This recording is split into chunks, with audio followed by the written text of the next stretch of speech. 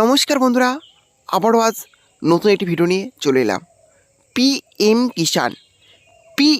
কিষাণ প্রকল্পে 19 নং কিস্তি টাকা কবে দেবে, এই অপেক্ষায় প্রত্যেক কৃষকই রয়েছেন যে পিএম কিষাণ প্রকল্পে 19 নং কিস্তি টাকা কবে পাওয়া যাবে।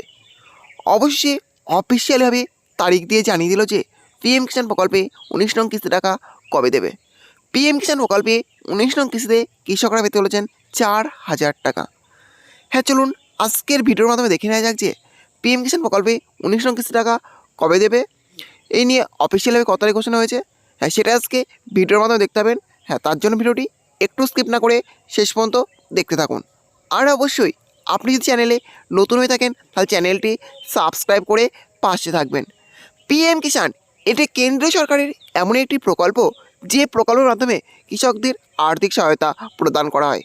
বছরে 3টে কিস্তিতে কৃষকরা এখানে আর্থিক সহায়তা পেয়ে থাকেন।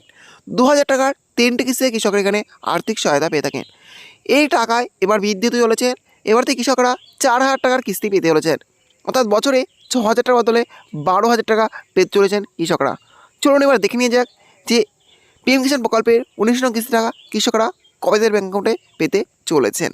পিএম কিষাণ প্রকল্পে 19 নং কিস্তি টাকা কবে দেবে, এই নিয়ে অফিসিয়ালভাবে যে তারিখ ঘোষণা হয়েছে সেখানেই প্রথমে দেখতে পাচ্ছেন লেখা আছে the 19th installment of the PM Kisan scheme is expected to be released in February 2025 based on previous patterns.